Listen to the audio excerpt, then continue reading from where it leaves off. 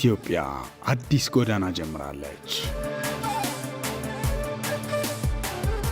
የአንድነት የፈጠራና የዘላቂ ልማት መንገድ። ይህ ጎዳና የመደመር እሳቤ ነው። የመንገዱ ቀያሽ ክቡር ጠቅላይ ሚኒስትር ዶክተር አብይ አህመድ ናቸው። ሀገራዊ የብተና ስጋትን ወደ ሀገራዊ አንድነት የመለሱ፣ በይቅርታ እንደመር፣ በአንድነት እንሻገር ነበር ያሉት ክቡር ጠቅላይ ሚኒስትር ዶክተር አብይ አህመድ ከ8 ዓመት በፊት በበዓለ ሲመታቸው ወቅት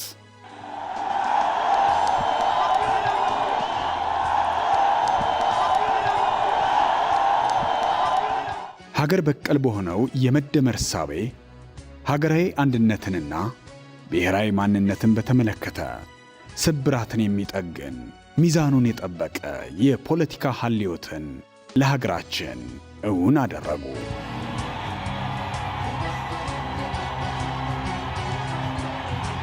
በሀገር በቀል የኢኮኖሚ ማሻሻያ ከለውጡ በፊት የነበረውን የኮሰመነ ኢኮኖሚ እመርታዊ እድገት በማስመዝገብ ለአፍሪካ የብልጽግና ተምሳሌት አደረጉ።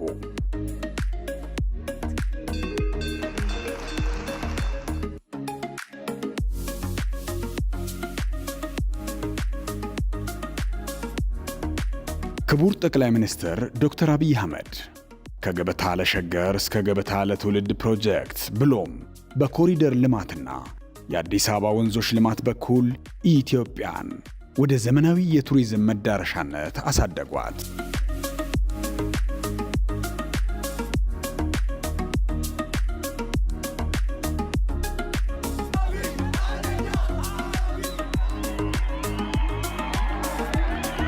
የቢሾፍቱ ዓለም አቀፍ አየር ማረፊያ ግንባታን በ10 ቢሊዮን ዶላር በማስጀመርና የስቶፕ ኦቨር ቱሪዝምን ለማጎልበት ልዩ ትኩረት ሰጥተዋል።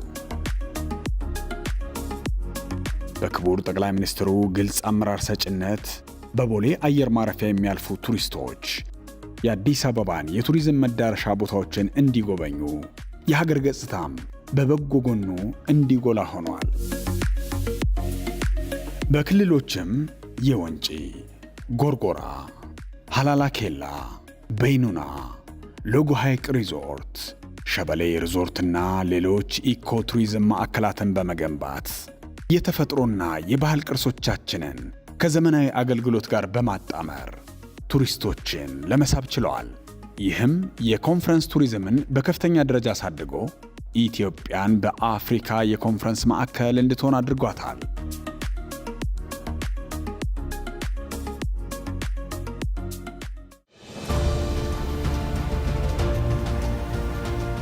ክቡር ጠቅላይ ሚኒስትር ዶክተር አብይ አህመድ በተከተሉት ጥበብ የተሞላበት የአመራር ችሎታቸው የታላቁን የኢትዮጵያ ህዳሴ ግድብ ግንባታን ካጋጠመው የግንባታ አፈጻጸም ችግር በማላቀቅ በስኬት እንዲጠናቀቅና የኢትዮጵያ ብሎም የአፍሪካ የኃይል አለኝታ አደረጉት።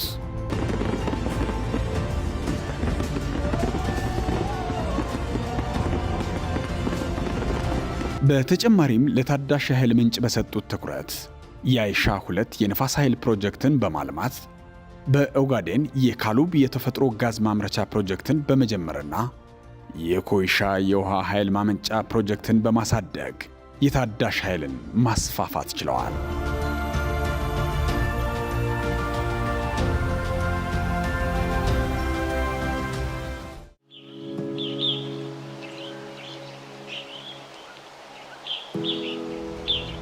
በአካባቢ ጥበቃ ዘርፍ የአረንጓዴ አሻራ ማለትም ግሪን ሌጋሲ ተነሳሽነትን በማስፋት ባሳለፍናቸው 8 የለውጡ መንግስት ዓመታት 48 ቢሊዮን ችግኞች ተተክለዋል። ይህ ተነሳሽነት የአፈርን ጥበቃ፣ የውሃ ምንጮችን ማደስና የምግብ ዋስትናን ለማጠናከር ከፍተኛ አስተዋጽኦ አድርገዋል። በግብርና ዘርፍ የስንዴ ምርትን በከፍተኛ ደረጃ በማሳደግ ኢትዮጵያ በአፍሪካ ትልቋ ስንዴ አምራች ሀገር ሆናለች።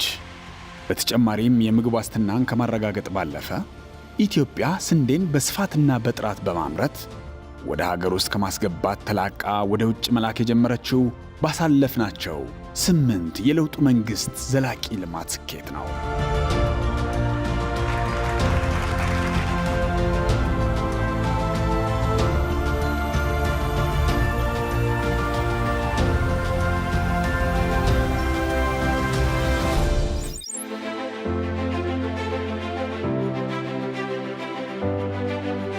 በየዓመቱ ከፍተኛ የውጭ ምንዛሪ የሚጠይቀውን የአፈር ማዳበሪያ በሀገራችን ለማምረት በ2.5 ቢሊዮን ዶላር የፋብሪካ ግንባታን አስጀምረዋል። ክቡር ጠቅላይ ሚኒስትሩ ለማዕድን ልማት በሰጡት ትኩረት በሀገራችን በከርሰ ምድርና ገጸ ምድር የሚገኙ ውድ ማዕድናት የልማት ጸጋዎቻችን መሆን ቻሉ። ወርቅ፣ የከበሩ ማዕድናትና ሌሎች የሀብት ጸጋዎቻችን ቀን እየወጣላቸው ነው። ኢትዮጵያ ታምረት በሚለው የኢንዱስትሪ ልማት የአመራር ጥበባቸው የሀገር ውስጥ አምራች ኢንዱስትሪዎችን ለማበረታታትና በሀገር ውስጥ ምርት የመጠቀም አዲስ ዕድልን ለሀገራችን አመቻችተዋል። ዜጋ ተኮር የሆነው የዶክተር አብይ የቤት ልማት ፕሮጀክት የ1.5 ሚሊዮን ቤቶች ግንባታ በፍጥነት እየተተገበረ ነው። ይህም በከተሞች ለኑሮ የተመቹ ንጹሕ፣ ሰብአዊ ክብርን የሚያስጠብቁና ውብና ዘመናዊ ቤቶች እየተገነቡ ነው። በዲጂታል ኢኮኖሚ ልማት ግንባታ የዲጂታል ኢትዮጵያ 2025ን ስኬት ተከትሎ ዲጂታል ኢትዮጵያ 2030ን በመጀመር ዲጂታል ክፍያዎችን በማጠናከርና በአርቲፊሻል ኢንተለጀንስ ላይ የተመሠረተ ሥርዓት ለመገንባት እየተሠራ ነው። የመንግሥት የአገልግሎት አሰጣጥን ማዘመን ልዩ ትኩረት ያገኘው በክቡር ጠቅላይ ሚኒስትሩ ነው። ለዚህም የመሶብ የአንድ ማዕከል አገልግሎት መስጫን ወጥነት ያለው አስተማማኝና ፈጣን የአገልግሎት መስጫ ማዕከልን እውን አድርገዋል። ማዕከሉ የብዙሃንን ችግር እየፈታ የዜጎቻችንን እንግልት እያስወገደ ተቋማትን እያስመሰገነ ነው።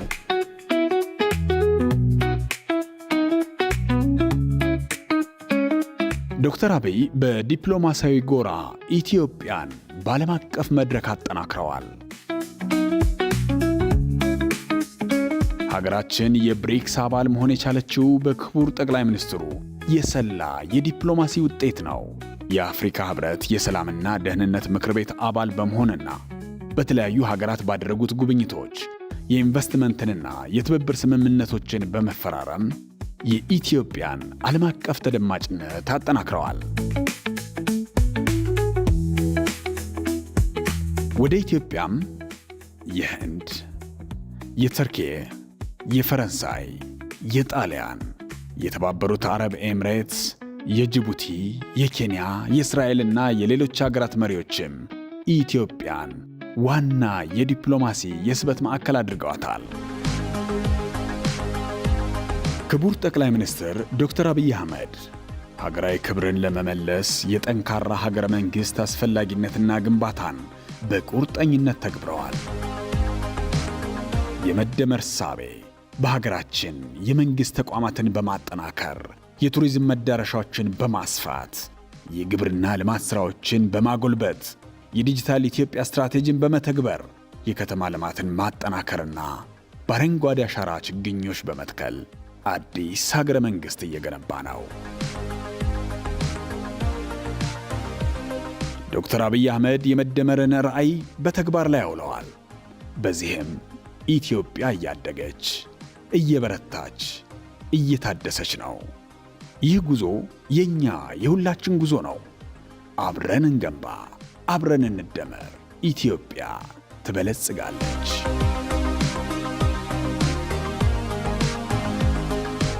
የመደመር ትውልድ ሆይ በርካታ ችግሮች፣ በርካታ ተራራዎች ከፊትህ ያሉ ቢሆኑ እነሱን ሲያስፈልግ ቦርቡረህ ሲያስፈልግ ተሻግረህ ብልጽግናንና እድገትን ለኢትዮጵያ ማረጋገጥ እንጂ በፈተና መቆም አይቻልም።